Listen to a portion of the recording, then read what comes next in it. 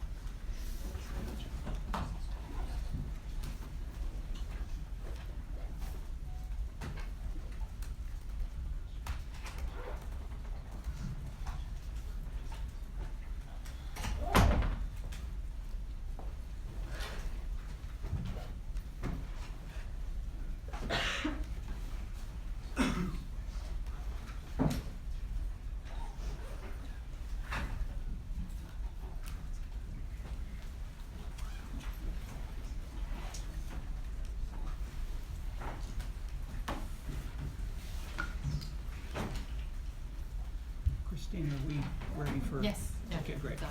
Well, we get started. This is the review session, the session before the midterm exam, which is on Wednesday.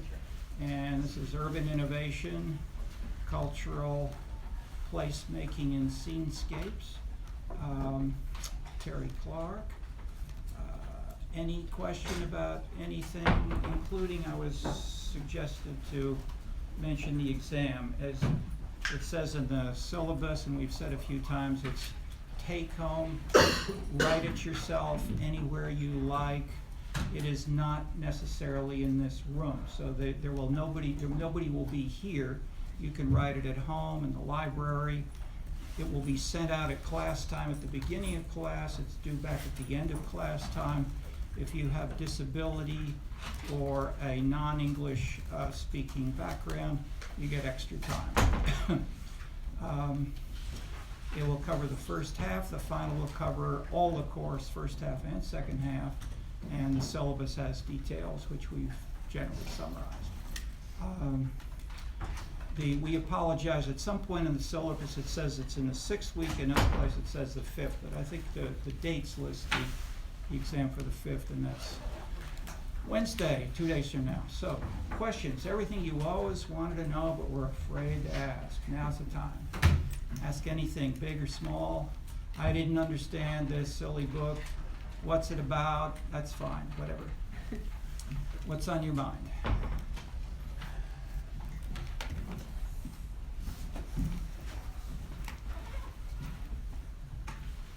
What's on your mind? Mine? Yeah. I guess, and I've taken your course before. Is it the same format as before, like the words? Good. Yeah. Good question. What's the format of the exam? Same as before. They're not the same questions, even though, and yet you said the course, a course. Each course is a little different. Yeah. And there are two parts of the exam. There's some ID questions, identification of key concepts, a brief essay trying to make what are some distinctive points about this concept. And second, and there may be, say, 6 of them listed, and you should answer for 4, something like that. And there's an essay. Usually we'll give you a couple of essay topics you can write on, and you can write an essay of your choosing on any one of those topics. Questions. Sometimes they're general and abstract. Sometimes they're more precise, such as commenting on how you've just been elected mayor of X. What would you do to implement a Trump agenda, or an anti-Trump agenda, or a sustainable cities agenda, or your agenda? And by the way, what's your agenda? Okay, all of those are fair questions and answers. And they fit with what people are talking about on the news, but they're very consistent with the whole focus of the course. That is, the difference, just briefly framing this course and this focus in contrast to most other courses by me and by most social sciences, is in the Scenescapes book, we mostly focus on the consequences of scenes. So we have tradition, localism, clamor, and we mainly analyze to sort of introduce the concept and show these things do make a difference. We usually analyze scenes as independent variables and how they impact economic growth, changes in jobs, changes in income, changes in rent, people moving in and out, population change by age cohort, and so forth. In this course, we add an additional question. We add so if we have scenes and leadership kinds of things, and we have policy outputs and actually we should distinguish two kinds of things here. Policy outputs usually refers to explicitly chosen policies, often by governments, such as higher taxes, new zoning, new immigration policies. And then we have more private sector policies, which may be economic growth or changes in rent. And these may be partially influenced by the government, but there's a lot of things which are not government influenced, where we have a bunch of other things over here. So we can call these community characteristics and other kinds of things like income, education, socioeconomic characteristics, crime, race, and so forth. So how strong these different paths are part of what's often being debated. And the general point is probably none of them are really zero. Probably they all make some difference.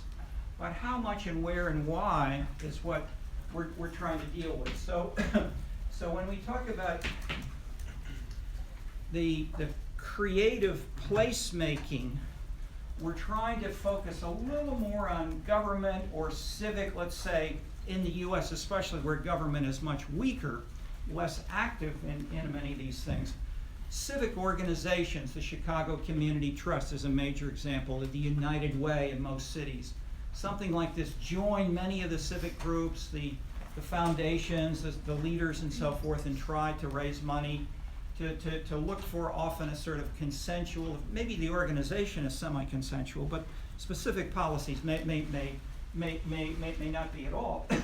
But others are obviously highly conflictual. So we've included case studies through this course and through all my courses in the last year. We've talked about Black Lives Matter, ISIS, Donald Trump, and Hillary Clinton as 4 challenging perspectives on something. They're all challenging something. They're offering different agendas. So where and how and why these things work is still complicated, especially Trump.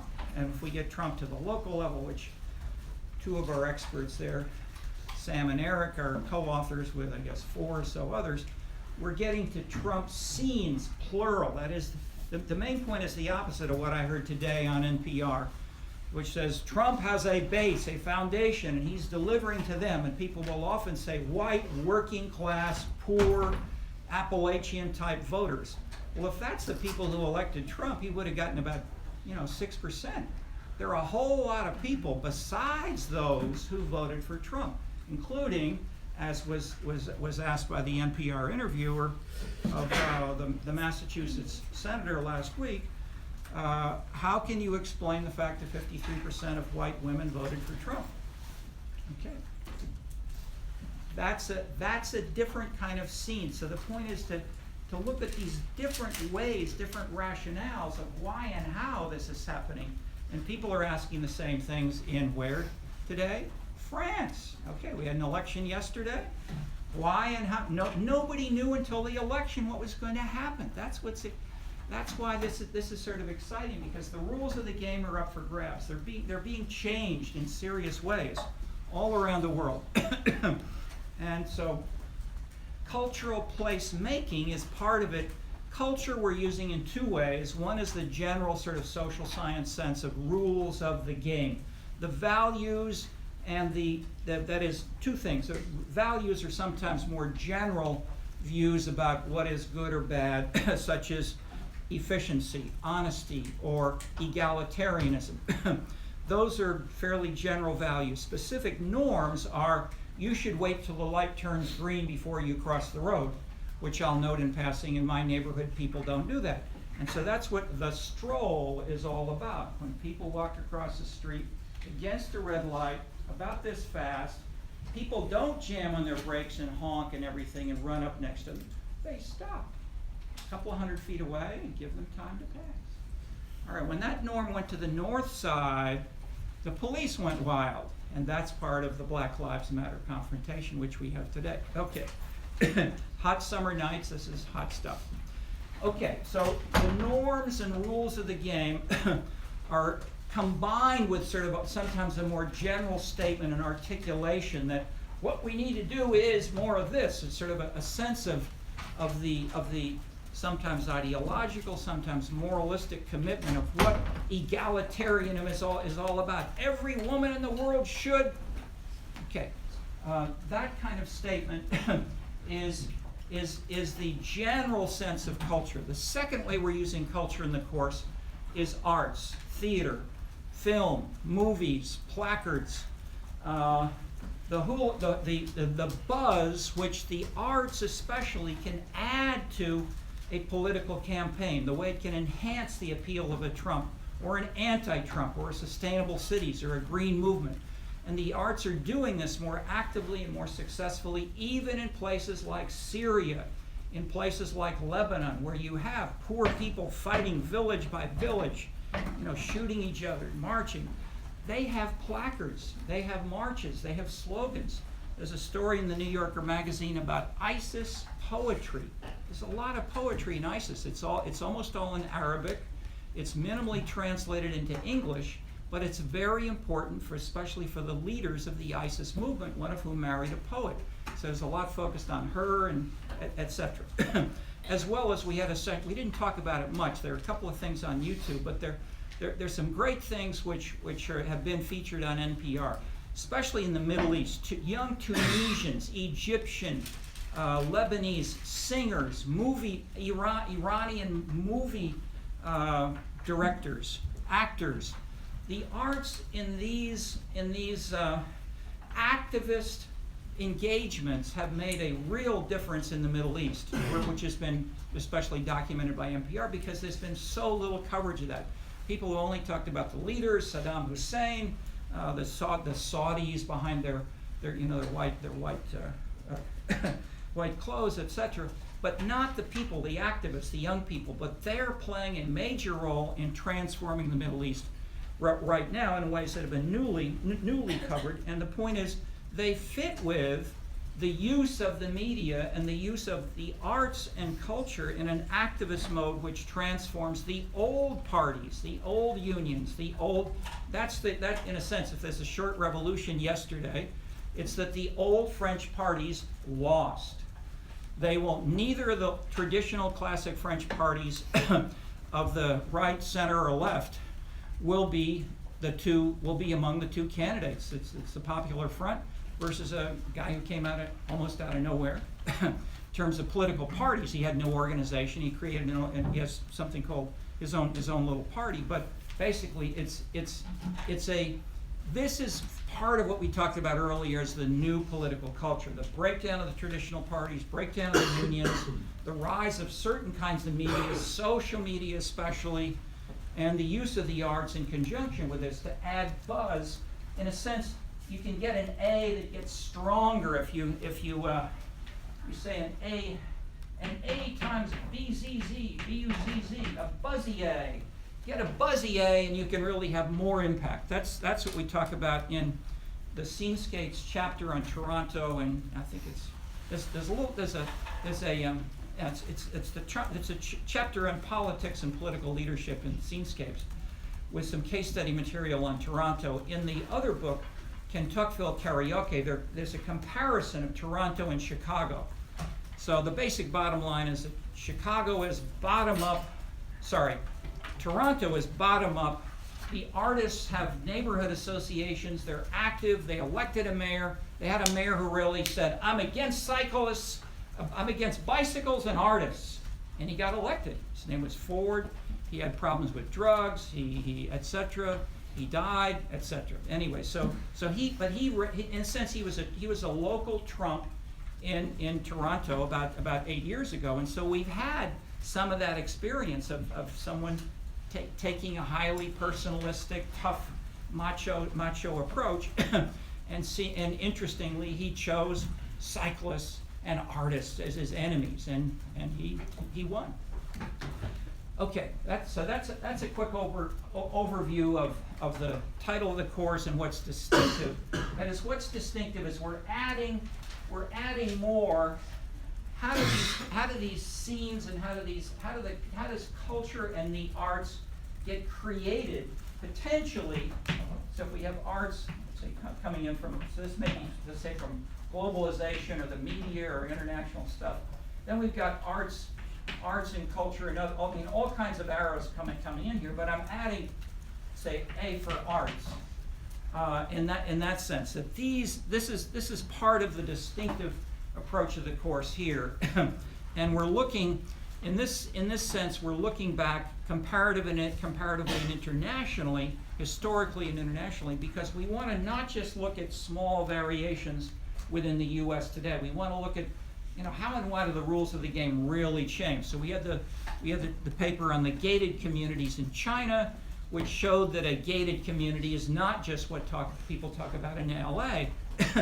A gated community has been a fundamental aspect of urban life for many, many centuries, from Florence, Renaissance Florence, to China. We talked about how the extended Chinese family led to families wanted to have all their extended family members, hundreds of them, living together behind a gate. And then when they had working establishments, the big state factories for steel and so forth, workers live near these factories, which is not the American pattern. That is, the American pattern is the exception. In many ways, the U.S. is the exception, to sort of see where and why and how these things work differently, give us ways of transforming for the future. That is, the Germans and then the Russians and then the Chinese who followed, and the East Europeans said, workers should live by the factories because we want them to get our message. It was called the Social Democratic Party. It was a somewhat Marxist message. It continued weaker today, but still there with the CCP.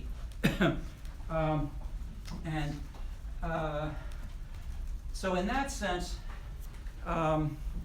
forming people's views, using culture in a general sense, as well as joined with music, song, parades, speeches to mobilize and get people excited enough to turn out. Turnout in democracies is a big issue.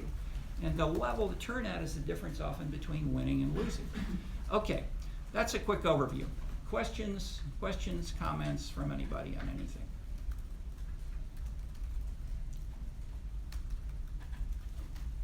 Yes, ma'am. I had a question about We should start to get a little bit to know each other's names and a little bit of your background. So tell us your name, a little bit about your background. My name is Tali.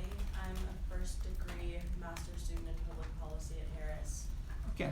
My question is about the Benjamin article, the way that flaneurs drive consumption, if it's a form of advertising or if it's a different. Sorry, the way that what drives consumption? Flaneurs. Flaneurs, okay, yeah, good. Yeah, did you want to add any more? Just if it functions like advertising or if it's a different mechanism. No, in a sense, it's the opposite of advertising. Advertising, in a sense, in a big theoretical sense that I used as the example, and I'll bring it back to jolt your memory. Adorno said to the class when I was a student in Frankfurt, you felt the boot of Hitler.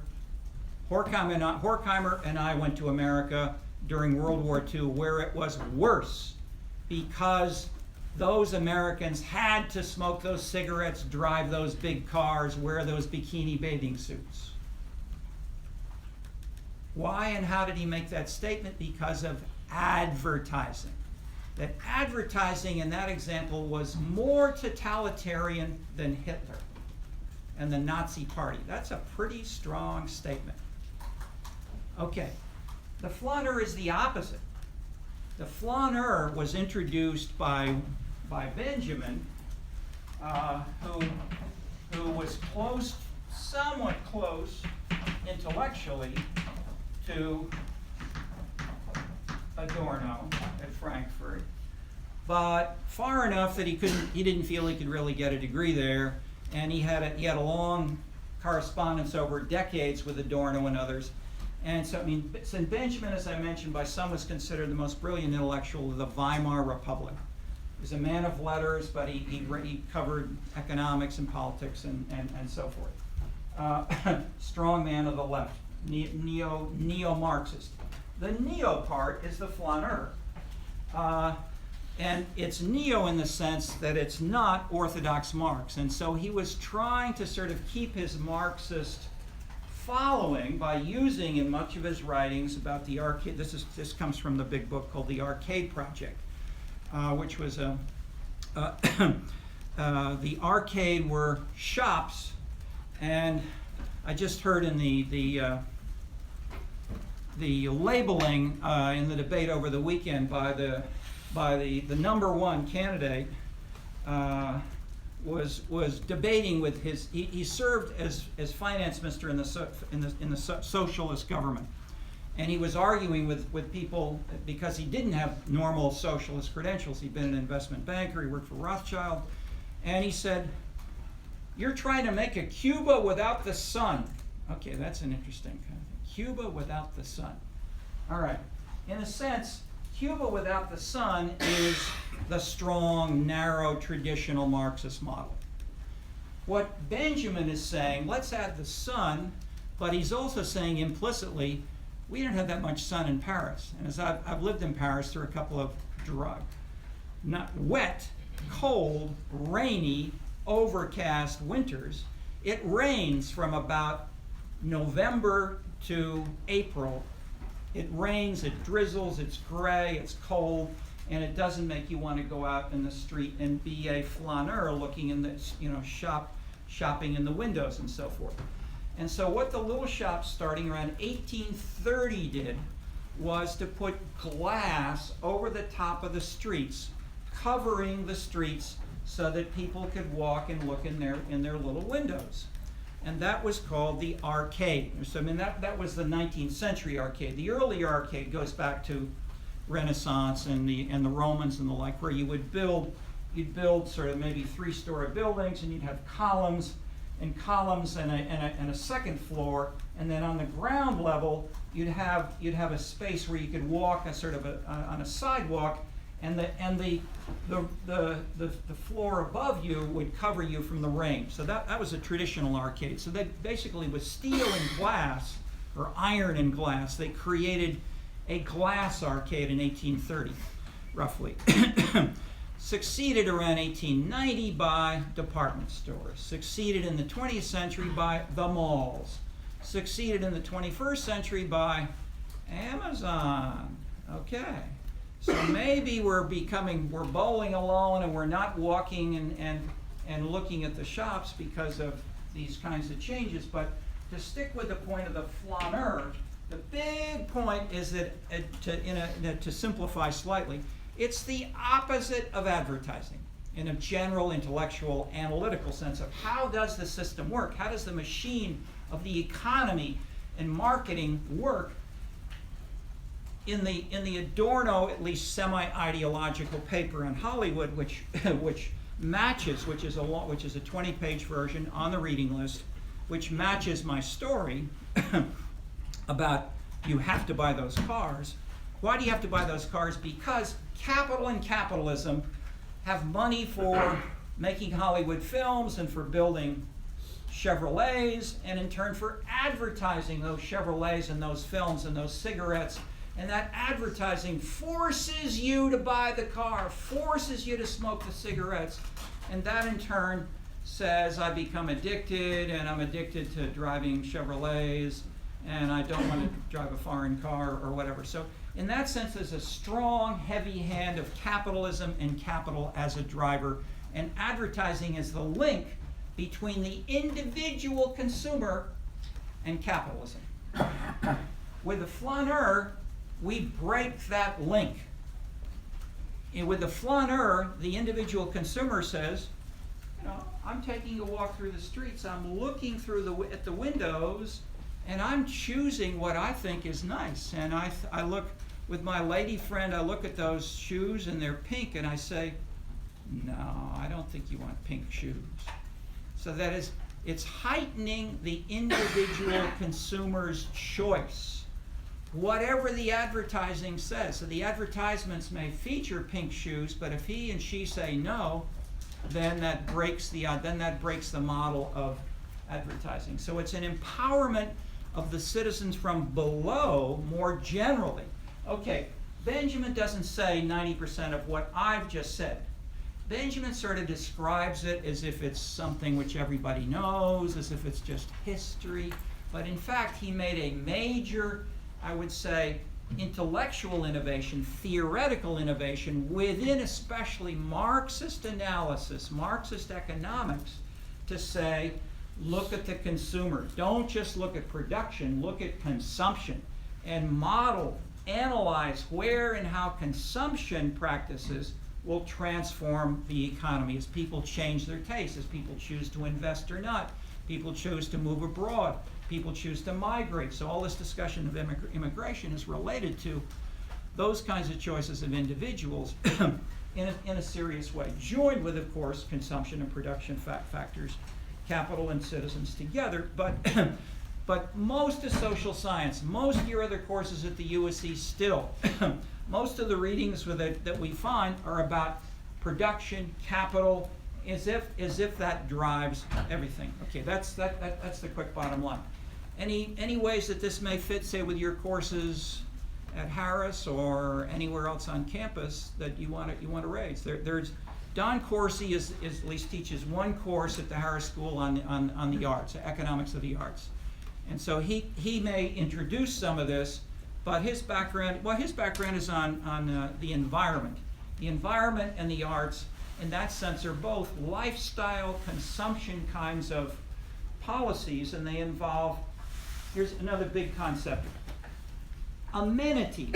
Amenities is an economic concept which means simply non-market goods and services. So if you get things and you don't pay for them, you get them from government like schools or police protection or clean air, those are amenities. And the way we put it, that the economists can term this, is to say people want to maximize their utility, and they want to have income plus amenities. And so that's the way we explained the question, which, remember, I asked, I think the first class, second class, how many of you would take that job in a small town of 2,000 in North Dakota that will pay you $100,000? Or how many of you would take the same job in Chicago, New York, or LA, which pays you half, $50,000? Let's ask it again. How many of you would go to North Dakota for the double the money? Who wants double the money? 1, 2, okay, that's different. 3, all right, so all right, we got a few more. 4 new faces from 4 new voters from last time. Last time, I think we had 1 or maybe nobody. Oh, okay, so there it is. So you changed your mind? No, okay, so 5, all right. 5 in the class say, we'll take the money. Or I'm a mountain biker, or I like the clean air, or I like North Dakota. I mean, for sure. There are people who genuinely appreciate the subtleties of non-LA Chicago life. But that is the aesthetic subtleties. Others of you, yeah, we even asked, of you 4 or 5, how many of you were driven by amenities and how many were driven by income? How many were driven by income? 1, 2, 3, 4, 5. Okay, so you're not mountain bikers who love the bucolic pastures and so forth. Okay, but I mean, many people, that is, most people, probably even students at the Harris School, I bet, have not thought through the implications of this. And this is what economists, starting here 20 years ago, have really been doing. George Tully, Ed Glazer now carrying this on. A series of others have really analyzed a serious model of how do amenities work. If we look at supply, demand, competition, migration, how can we build those into an economic model? Unfortunately, when they tried to estimate it, they've usually brought in one amenity at a time, like cinemas or one restaurant or restaurants, and they leave out the other amenities. They're trying to follow a sort of classic atomistic approach of saying, let's figure out what the value is of this one component. Ceteris paribus, everything else equal. But amenities don't come that way. That is, they come empirically packaged. They're part of a bigger scene where you may have people walking around. It may be nightlife. If there are people shooting submachine guns in front of the cinema, they're probably not going to be lining up. That is, their security is an assumption. Young women and young folks who can be out at night without a mother or a grandmother holding their hand while they're standing in line going to the movie, which they used to do in Spain in the old days, is an assumption of individualistic 20th century life, which was not true in the U.S. before, soon after World War II. I mean, women's college dormitories in the early 60s had curfews. You had to be back in the dormitory by 10 o'clock or something like that. Okay, that's changed. But that kind of thing transformed the scenes, which you now find with, Heeson talked about the Nuit Blanche, the white nights of Paris, which have now spread around many other cities, where they'll have the buses, the subways, the lights on. They'll be giving out free drinks. They have music in the streets, people dancing, singing, partying. They'll have art galleries open and so forth all night long in a number of specific neighborhoods where they try to say, we're having a party all the time, and anybody can come, and it's free. And it's been socialist mayors who've done this, trying to say, we know Paris is an over-the-top city in terms of price. You can't buy a cup of coffee for less than, many dollars. But you can come to it. You can play volleyball on the beach, on the sand for free. You can come to some of these things for free. So it's a way of giving a political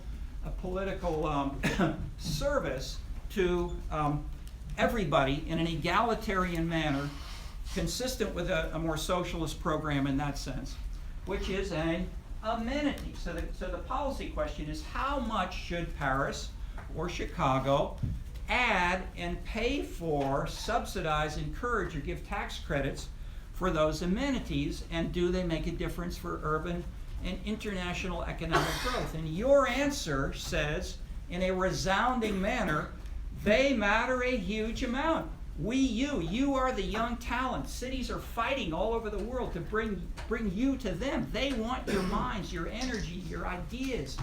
And so how is Chicago done compared to other cities in this regard? Who can tell us? I've said this twice in the class. Yes? It's the fastest growing among, it's like 25 to 34-year-olds or something. Exactly. In the 4-mile downtown area, not the whole metro area, not the whole city. Whole city may be declining, and there's some neighborhoods. I mean, so within the city of Chicago, follow up. That's why we're studying neighborhoods, zip codes, smaller, individual streets and so forth, because those scenes are different if you go 1 block or 5 blocks or 10 blocks away. And we've got everything in different neighborhoods in Chicago, as you do in LA or as you do in New York. And that's the beauty of studying these and the cosmopolitan experience which you can have as you move around from neighborhood to neighborhood. But the point is, Chicago, in at least the 4-mile downtown area, is attracting more talented young people like yourselves than any other city, any other metro area in the U.S. Why and how is that happening? And what have we entered as some possible candidates for explaining this in the course? Questions, comments? And I'm talking a little bit, and I'm asking you questions only because you haven't asked, but I'm giving you some leading questions you ought to be able to think about and write about on the exam. Question or comment? Yeah. You didn't have your hand up? No? Okay. Who? Yeah. Well, things like the music festivals and stuff like that. That's probably the immediate first answer that differentiates Chicago from New York, LA, and most other cities. We have 4 months of inexpensive or free music concerts. It used to be called Chicago Fest. It used to be shorter. It now covers the whole summer. It used to be more narrow ethnic neighborhood festivals, gospel, rock, hip hop. It's now expanded out to indie, and there's something like 180 bands that perform, and there's something like 6 stages where they're performing simultaneously through some of the biggest concerts through the summer. Lollapalooza is the biggest and most famous, and I think I show a short clip on Lollapalooza in the class. If not, take a look for yourself. Just look at Lollapalooza on the website. Look at the hundreds of thousands of people there cheering, shouting, drinking, carousing, having a great time, and migrating, and then coming back. That is, after the concert, after the summer here, when they're, say, 3rd-year, 2nd-year student at Indiana University or University of Southern California, they come to Chicago, and in larger numbers than happens in any other city, town, big or small, in the whole U.S. Okay, so in that sense, those people like you are saying the amenities of Chicago matter a whole lot. Of course, I'd like to be paid a lot of money, but I also want the amenities, and I couldn't, with a $50,000 salary or a $100,000 salary, I still could not purchase all of those amenities, which I can get for free or at a low price, which I can get in New York, Chicago, or LA, which I could not get in the small town in Nebraska. Follow up for sort of the economic analysis. What this shows is income, if we look at it, income can come from multiple sources, but if part of it is wages, and let's say if you own an apartment, if you bought a condo with a loan from the bank, but you still own the condo, the value of that condo may go up. So that may go up with places which are more desirable, more hot, like Chicago. That is, the immediate loop and the near north side of Chicago has seen doubling of population, doubling in value of condos and of rent. It's expensive to live there. It's cheaper in areas in the south side where they're closing down the steel mills and people are largely moving out. The rent's much lower. So the point is, the rent will go up in some of those places.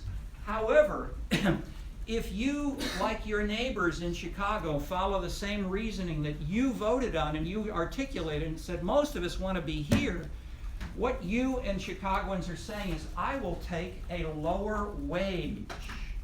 And that's exactly what we find, and that's a big point of the economists, that wages are lower where amenities are higher in order to reach an equilibrium across all cities. And so it's a normal inverse relationship, that if you give people more, and if the city government, the folks, put more money into concerts, into police protection, other things which schools, good or bad. I mean, good or bad for sure, but as the schools in Chicago are very expensive. There's a ton of money invested, even if they're not generating as high quality outputs as people would like.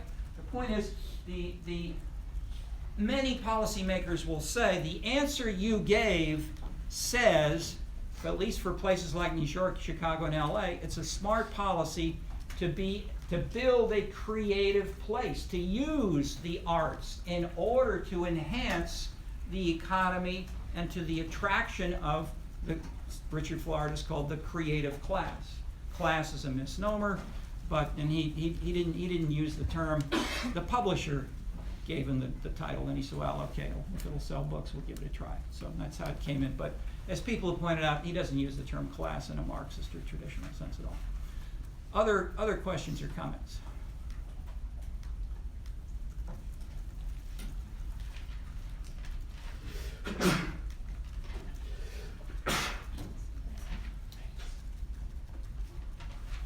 You have a somewhat thoughtful look on your face. Me? Yes, you. Just a general question. Will there be like a list, historically there have been like a large set of terms from which we study and you pull a few from? Is that the case for this exam, or there's no such list? Yeah, I would say, look at the syllabus. Look at the titles of the books, look at the brief annotations, and you probably will see some of the key concepts in the course, like amenity, scene, policy output, buzz, etc.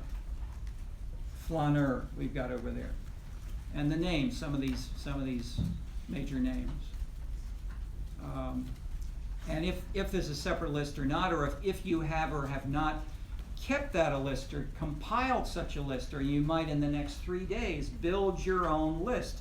What are those things? If I get hit with a list of 6 concepts, what might they be, and am I ready to? And the classic thing I often say, to prepare for an exam, when you after you've studied a bit about now, say maybe tonight, give yourself a mock exam. Give yourself an hour, 50 minutes. That's the right class time. Give yourself the class time and give yourself a mock exam. Write down some common senses. That is, what you'll find is you've got a whole lot more in your head now than you can possibly get onto paper. And so the reason to try it out is so that you will be able to rapidly and clearly get onto paper the things which you have which you have in your head, which may not be as organized as they might be. So if you sort of, go over the readings, here's section 1, section 2, section 3. What did we do this week? What were the big concepts? What were the big points? Gated community, extended family, court, how and why these were used from the Asian court life to the Versailles court life, to the difference of why the English were so different. That is, the English joined, this is a big point which is minimally reflected in most of our theorizing, which is not informed enough. The student of Adorno and Horkheimer was Habermas, and the reading we have on the list, he talks about how and why the coffee house, the British coffee house, was a major institution, an amenity which transformed thinking about markets. The stock market grew out of wagering, bets that people would take on whether or not a ship would come in with its wares. The insurance companies, the British underwriting and insurance are major, Lloyd's of London and so forth. They would insure all kinds of things which others would not, starting from shipping. And the political side was John Locke, Hobbes, Adam Smith, Jeremy Bentham, John Stuart Mill. These people who wrote often popular short tracts, essays, little booklets about, on liberty. What is liberty, and why we need to fight against the king, or why the king or some kind of monarch is necessary, and if we don't hold people together, if we only have these contracts. Hobbes, Thomas Hobbes. How did Thomas Hobbes relate to Donald Trump? What's a good essay question? How were elements of Trumpism found in the British tradition, including people like Hobbes, Adam Smith, Jeremy Bentham, and John Stuart Mill. Who wants to try that out?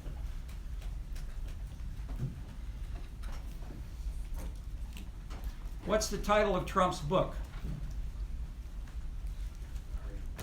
The Art of the Deal. What's a deal in terms of the names I just mentioned?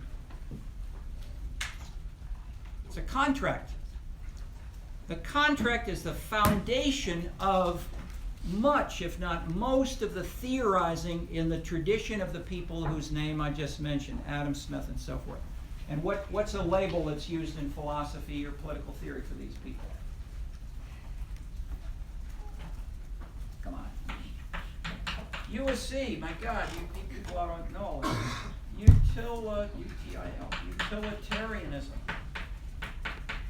These were the utilitarians. It's an English and Scottish tradition which focused on the contract. They're also called contract theorists. And the big attack on them from people within England, like Spencer, Herbert Spencer, or internationally, Max Weber, Emil Durkheim, the big critique of that is, first of all, what did they say? Make a contract, and if people, that is, how can we keep the anarchy, the war of all against all, people mercilessly attacking each other, stealing, murdering, etc. Why don't we have a war of all against all? Okay, Hobbes's answer was, we need to have a sovereign, a powerful sovereign who, and then have contracts which say, you must do this and I will give you that. Okay, so power and contracts. John Locke came along and said, contracts, yes. Sovereignty, sovereign leadership, no. We want the people, and an appeal to the people to be the legitimate basis of the contract. And that's Trump. That's John Locke, basically, centuries ago. And so this core of egalitarianism combined with contractual thinking leads all the way through, and it still is a core element of lots of psychology and lots of economics, as and little bits of philosophy today. The people who attacked this, who said this is too simple, it's too atomistic, you're leaving out the rules of the game, you're leaving out the institutions, you're leaving out who follows the law or not, who says, yeah, I'll take the money, and then he stabs you in the back. That's not in the contract. It's assumed that you won't be stabbed in the back if you have an exchange. So the assumptions of things like security or clean air or not being choked to death, whatever, the assumptions around the contract are what these other people, some of them sociologists, anthropologists like Max Weber and others, added to the contract theory. So where are we now? I'd say let's have both. And let's focus, that is, especially as we're having a rise in the last 20 years especially, but especially for centuries long, more egalitarianism, more individualism. These are critical elements to understand our societies of recent years. And contracts focus on what not just individuals, but on what one person does one day in one moment. Am I going to go to this shop or that shop, this coffee house or that one? Those are short-term transactions which fit with the idea of the scene. That is, the scene differs from earlier concepts like class or status or gender or these primordial groups, age, ethnicity. These are clearly all there. Everything can make some difference, but what's new is the more loose, the more voluntaristic the scene, let's say, of coffee houses, a street scene, a white night in Paris, people playing volleyball, who may say, well, I'm tired of playing volleyball, I'll see you later, guys. That is, people can come into the scene or leave the scene individualistically. And that's what makes it different from a living in state housing next to a factory out in the country where there's no place to go at night if you want to leave the factory and say the bar closes at 9 p.m. Okay, 10 p.m. You can't go out for a drink. You can't go to other amenities because there are none there. All right. So in that sense, the scene dynamics have become more important in the last 20, 30, 40 years, even though they were there in earlier form in the earlier court life, in the 19th century salons and the coffee houses of England and France that were different from each other. And so we try to build on those historical studies to say, how does scene dynamics work? So we're building the theory of scene in the book called Scenescapes and in Tocqueville Karaoke as a new addition to social science to try to say how did marketing and consumption and consumers and individuals make a difference? How are they acting in ways that add to and complement the normal past concepts and elements and dynamics? So we're not throwing any of those out. We're trying to add things like buzz and the informal and the life associated with these amenities, in addition to the jobs and the contracts of the older sort. Okay. Questions? Observations? Yes, ma'am. So would Why you don't say? tell us your name and background? Sure, Adriana, and I'm a first year in the college. Okay. But I just wanted to know then, like, in light of the events that are happening in France right now, would you say that with the breakdown of, like, these traditional institutions in politics and so forth, like the parties, that scenes are becoming more important to look at in the trends of social movements and everything? Yes. Especially the parties, and the argument, in a sense, as I mentioned briefly at the beginning, the bigger argument goes back from scenes to a book called The City as an Entertainment Machine, which featured consumption and amenities and entertainment, but didn't get to how they come together in scenes. But it added those to production. So we add consumption to production. The earlier book to that was called, there are 8 books called The New Political Culture.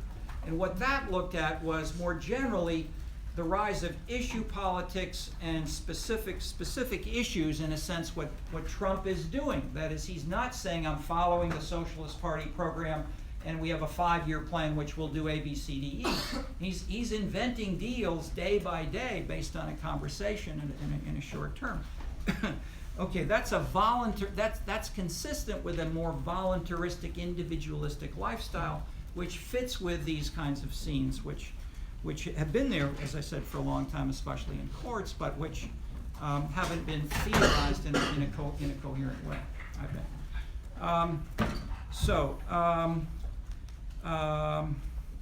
The quick answer is yes, but I'm saying you've heard a little bit about this in things that I've been talking about through the course. I haven't talked very much. I haven't really talked much about the new political culture, because that's covered in other courses. But it's on the reading list if you want to see more, and it's summarized briefly in chapter 1 of the Scenescapes book. There's one figure which shows you a summary of that new political culture.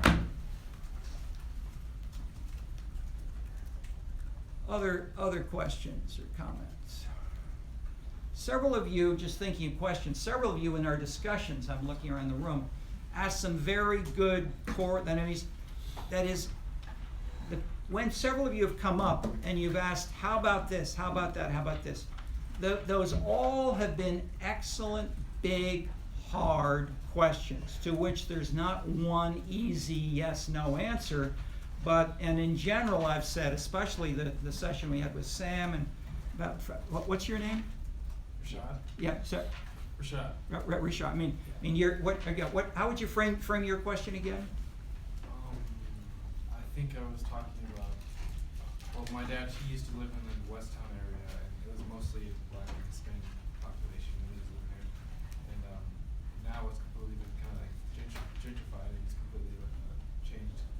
And I asked, well, how can, I think I can go down the question. Yeah, no, and that's fine. I mean, that's the basic question. Why did that neighborhood change, and why have other neighborhoods not changed?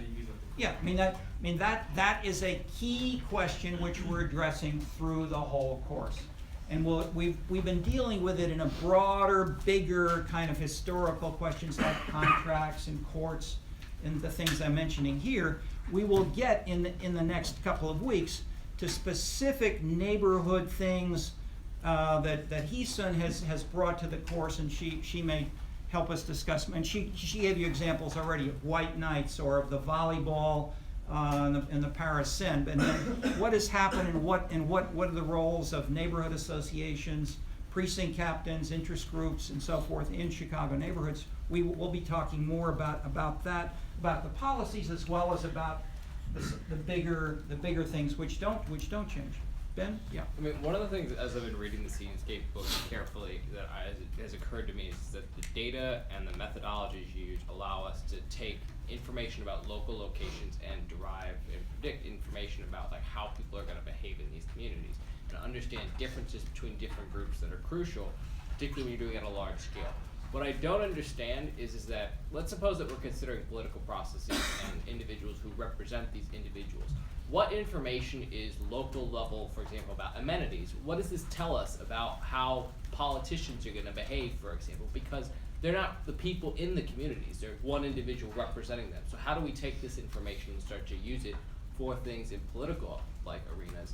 I'm just a little confused how to take local data and translate that meaningfully to the decisions that the politicians are going to make, which seems to be an entire literature unto itself. Okay. Good question to bring out and pose in very specific terms.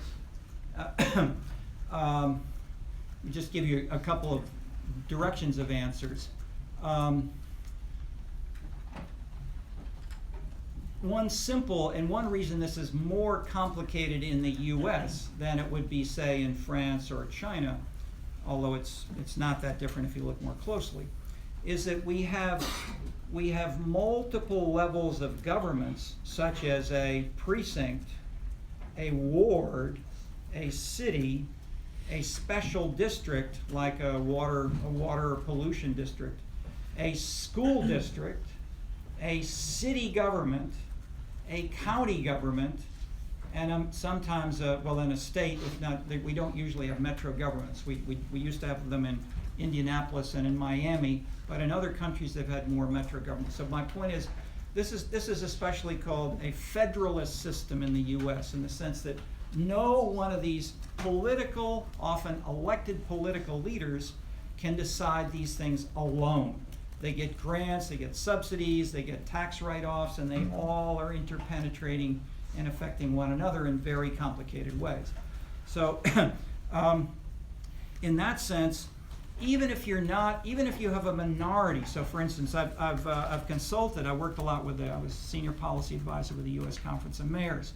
I worked often with mayors who did not have a majority in their city council. And so the mayor wanted to do this, but he might have had 8 votes out of 14, or say 8 out of 20. And he didn't have a majority, and he had a majority against him or against her.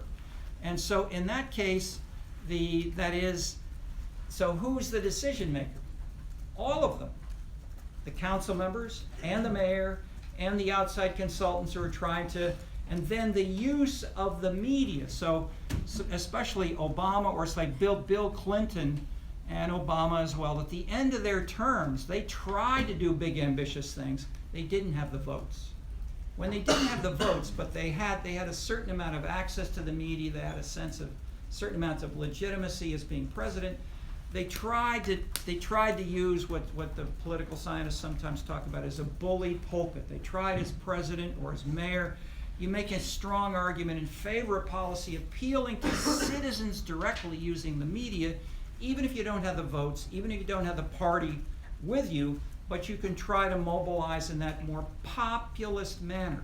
So that is the quick answer I'm giving you is don't try to look for a one-to-one relationship between one council member, one policy, one district, because whatever level you're officially serving, say you're a council member represented to represent one ward, but you need the money or you need the commitment from the mayor and the other council members to do a policy that you want in your ward, and that may be done through exchanges of favors, you know, you help me in my ward, I'll help you in yours, but many of these are semi-public goods that are shared, such as the tax rate or how to deal with the retirement funds for all of the municipal employees in the city of Chicago.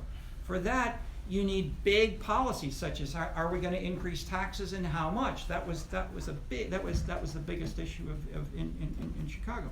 So quick point is these things overlap, and they're concepts like catchment area. That is, what's the catchment area for a school or for a cafe or a Starbucks or a cinema? And then you can try to analyze how much different amenities have different catchment areas, and do they cross or how far do they go beyond? So in a sense, I'm sort of answering a little bit in general terms. I have a follow-up question. So, my follow-up question is then, so it's not just a matter of politicians relating to the people who they represent, but also the fact that they have to work on a council and a governing body where the deals that they make influence other areas, and as a result, politicians have to optimize not only over how they're treating their constituents, but then also over how they're treating their peers in their council. And they're in most countries, more than the U.S. and in the past, they were members. They did this through parties, and so you got to work with people in your party. And if you try to get very far from the main party line, they won't slate you the next time around, and they'll boycott you, and you won't get anything. And that's happened all the time.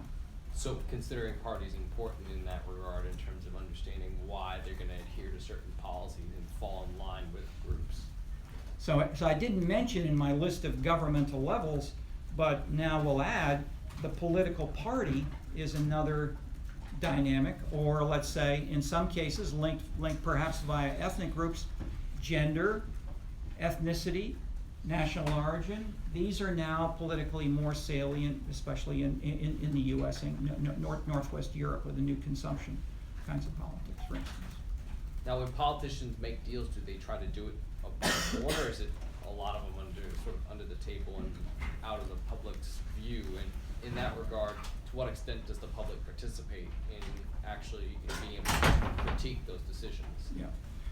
Depends on the city and changes over time, and you can have the same thing going on in the same city council right now. I mean, you can have in Chicago or in Evanston, you can have different council members doing each of these.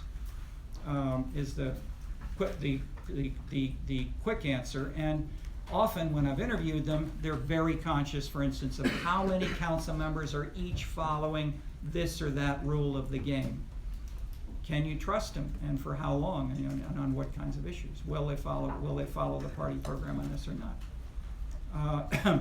Or will he keep his promise if I did this?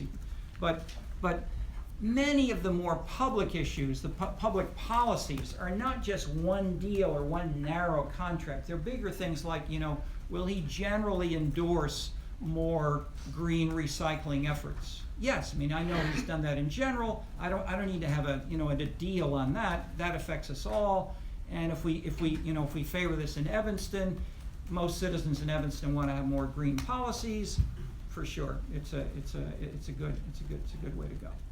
And so, in that sense, green policies are not a contract. They're not a specific exchange. That is, or put differently, many social science models, and we have been as an economics major. Many economic models use a private good assumption. That is, they try to model how things work through private markets, and private markets assume private goods like money, a job, a contract for a single individual. Whereas as economists like Paul Samuelson, who introduced the term, public good, if you deal with public goods like like clean air or police protection or war or peace, these are shared by a whole lot of people, and it's hard to prevent getting access to those things. Because most of what government does, and so public goods are not the same as public policy. They're not the same as what government does. Public goods can be generated by factories. Dirty air is a public bad. And so dirty air in that sense, and what we do about it or ignore it, if we ignore it, that's a policy too. Or how much to spend, or what, how much to tax in order to change it. So the public good concept is an important thing to include here, because an amenity is basically a semi, or either a pure public good or a relatively public good that people can get access to it without paying and without having a long line to get into the amenity.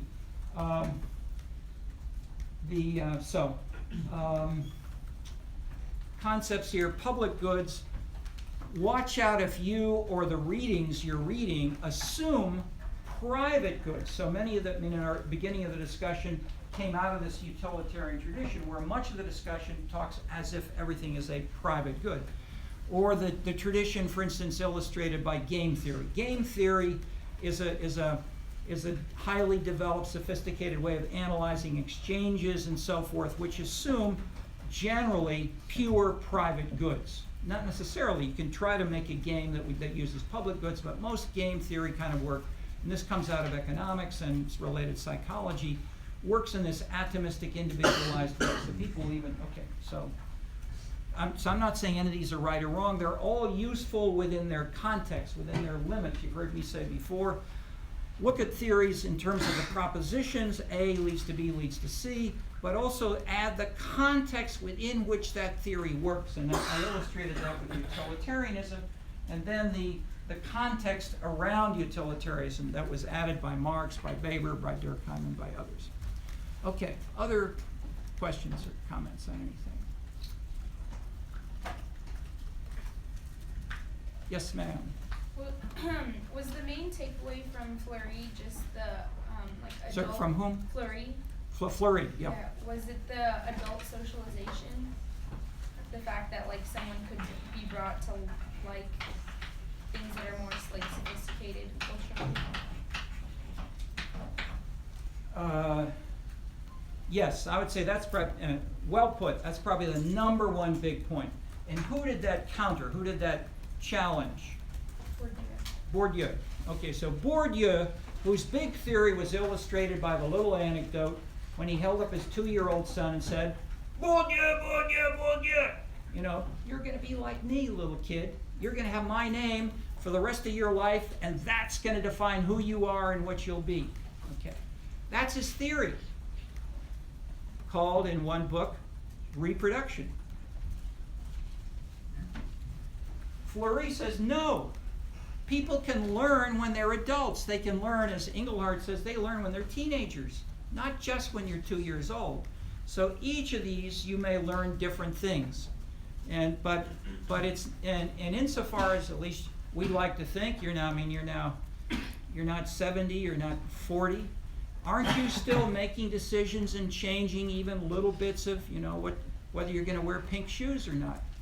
Those decisions are adult decisions, and Fleury is saying you can even, and he uses examples from often blue-collar communist workers who came to a theater performance, who came to a museum and saw a painting for the first time and said, "Hey," and they said then afterward, "It changed my life."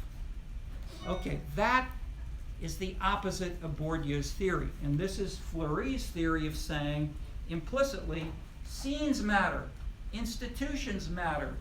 You as adults can be making decisions about where you want to go, who you want to talk with, and the way that they're presented, the choices that they make in assembling scenes, the choices you make in saying, which street am I going to go to, which city am I going to live in, which college will I go to, where will I go to grad school, which job will I take.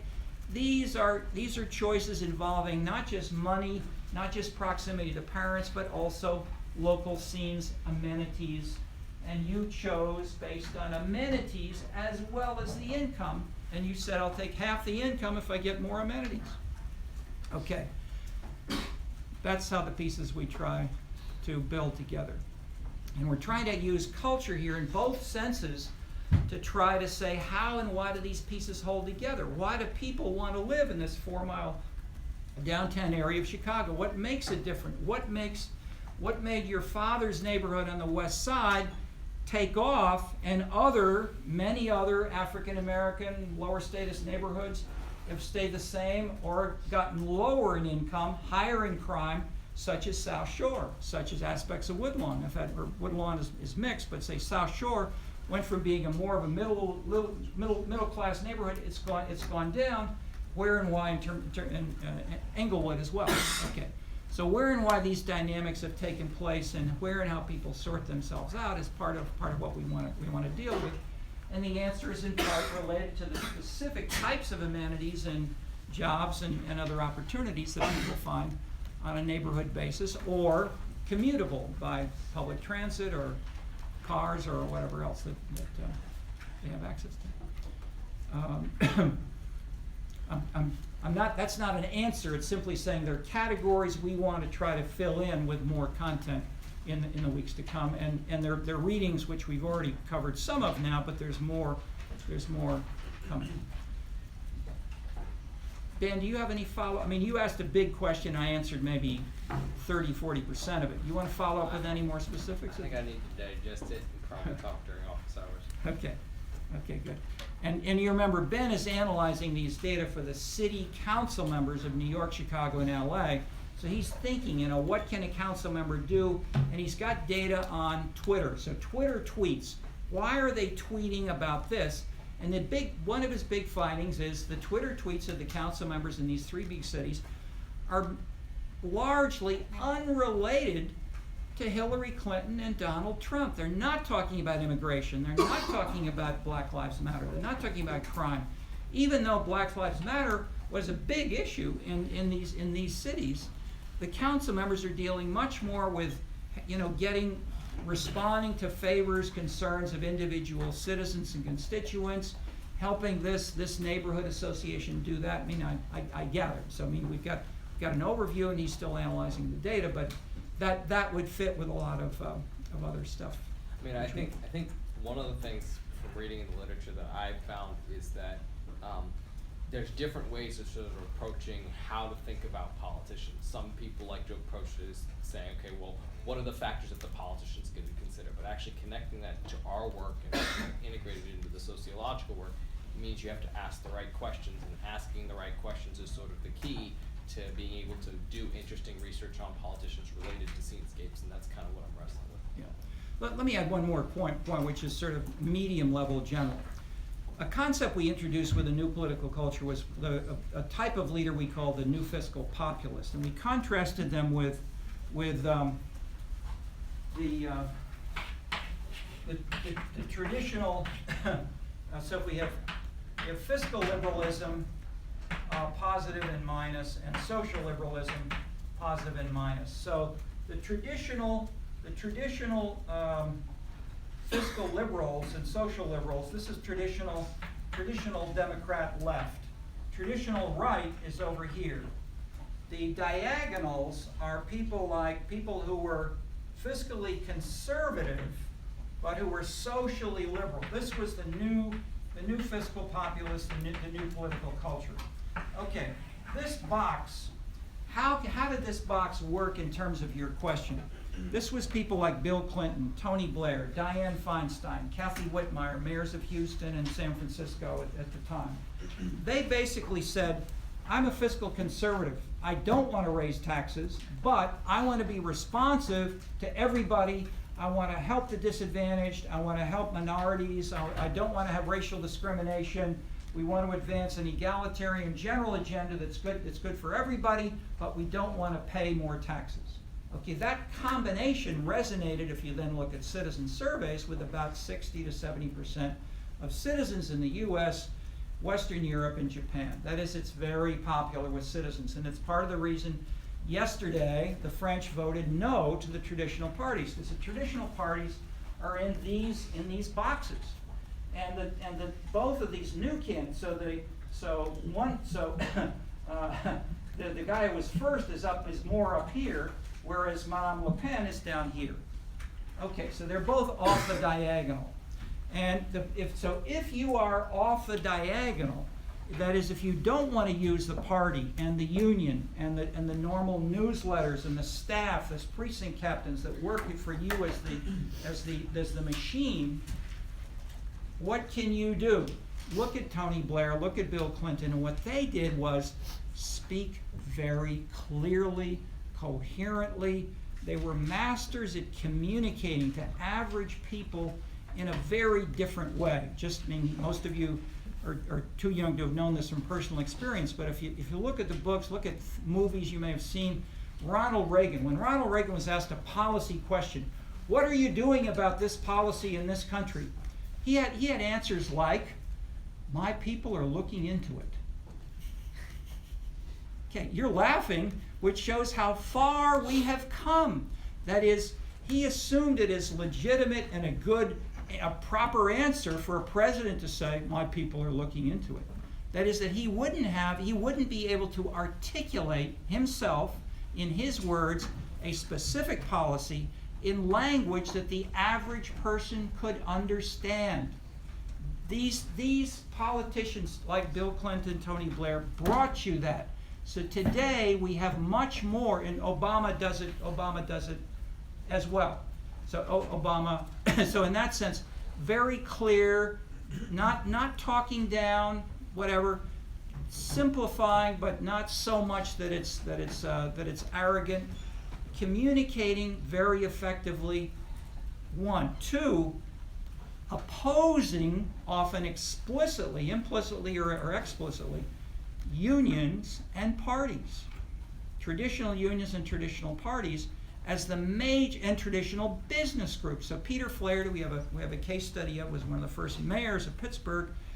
He refused to meet with the top business leaders who had been major policymakers, along with a strong party in Pittsburgh for decades.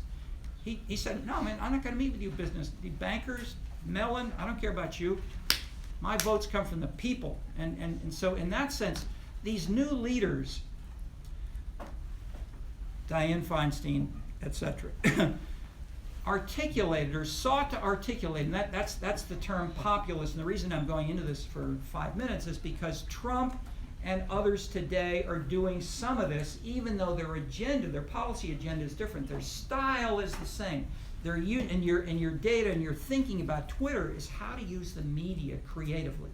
And that's the kind of new question which has come in with these leaders as of people like Clinton and Blair and so forth. That is, they use things like social media. They spoke, they wrote in ways that have, and even if it's folksy, they don't get it. I mean, not a 20-line articulated program, but at least it's different from saying my people are working on it, which is has no policy content.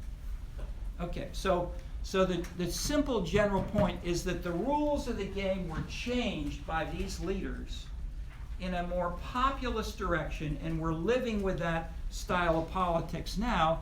And what that does is respond to and heighten the change, moving in a more populist, egalitarian, citizen empowerment direction. And it weakens the parties, the unions, the big banks, the biggest interest groups from the past, which simultaneously Putnam has written about as bowling alone, that people are not joining these, they're not supporting them as much as they used to. When Obama ran for president, he didn't use the big Democratic Party apparatus. He built his own set of volunteers. He got a whole set of contributions over the internet, over social media. People get, $200, $400, or, I'll volunteer to work, answer the phones 10 hours a week in an Obama office. He mobilized that, and that was a continuing of this same kind of tradition, not using traditional party union mechanisms in ways that change the rules of the game. Okay, so that's why your question is complicated, because you've got to build in different leaders doing playing by different rules. I have another question. But Yeah, no, okay. go ahead. So Yeah, anybody else have a question? Anybody else think of it? Anybody else? Going. Okay, Ben.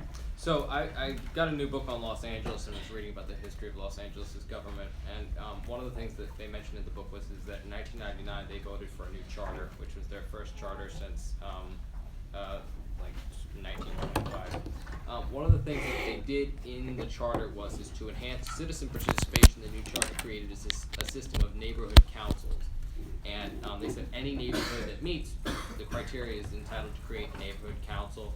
And what I want to understand is, what role do local councils play in city governance, and how does having a neighborhood council affect the way that citizens participate with their politicians in influencing our communities?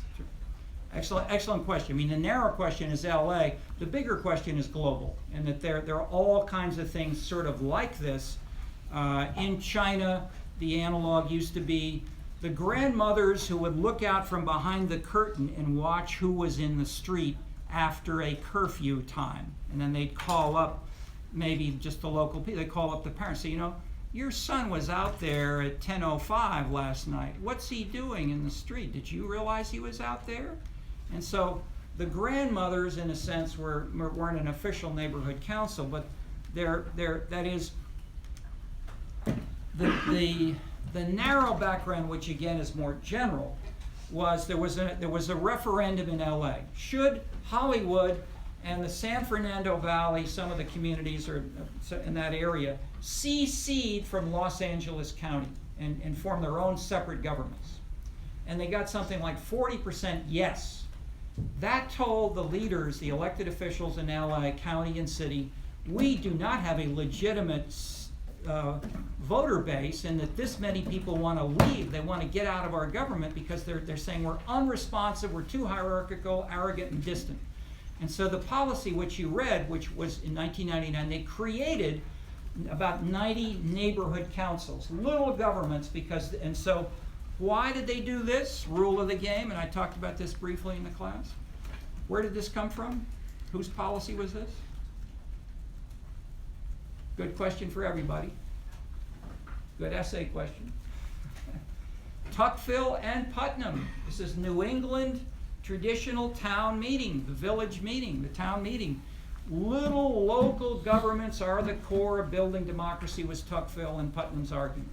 Or civic associations. So when Tuckville and then Putnam are saying civic associations are now in decline, that's a reason for concern that the legitimacy, the basis of civility and legitimacy of government may be being lost. Okay. But what's the argument in Kentuckville karaoke? No, this doesn't always work. And in Asia especially, it doesn't work. They don't have, in most of the Asian countries, a tradition of democracy. They don't have a tradition of local participation. Yes, the grandmothers are there, but they don't have village associations in that sense. So it was an effort to build. Okay, so my point is, more generally, in the last, let's say since 1978, most visibly, 1978 I'll choose because that was the year of Proposition 13 in California. It was a referendum for the state of California citizens to say, should we cut the property taxes by half or not? And the answer by 66% of the voters was yes, cut the taxes by half. Even the employees of the state of California, roughly 2/3, voted yes. And interviewers and said, why did you vote to cut the own source of your own income? And the answer was, my home is more important than my job. I mean, it's trying to make it still in narrow economic terms, but the point is this was very popular, and that revolution of 1978 basically was saying, there are lots of citizens on the left, traditionally left and traditionally right, who say lower taxes. But at the same time, they're not racist, they're not anti-immigrant. They want a range of more progressive policies, such as Jerry Brown, who was then governor of California, went from being totally against it. The next day he said, the citizens have voted and I will implement Proposition 13 with all of it. And so he's governor of California again. In between he was mayor of Oakland. Okay. So one of the points here is one of the points related to that was many public officials, elected officials around the entire world said lots of detailed administrative local issues are too hard to administer from a national level or especially a global level. Small is beautiful. And so the government of China said, we will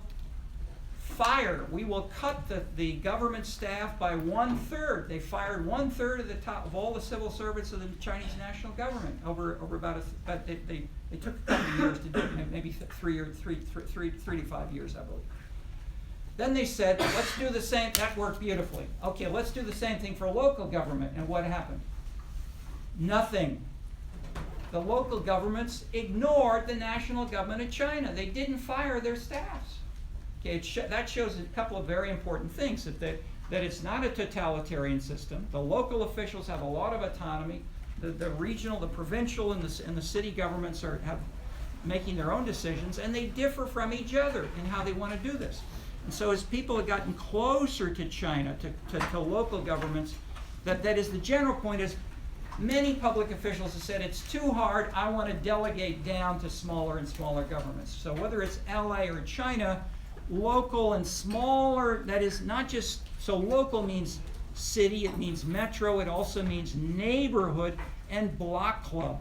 And each of these, especially when we get to creative placemaking, can play a role. Okay, we're at the end of class, office hours for anybody who wants to meet. Exam on Wednesday. Thank you, Laura. Yeah, thanks.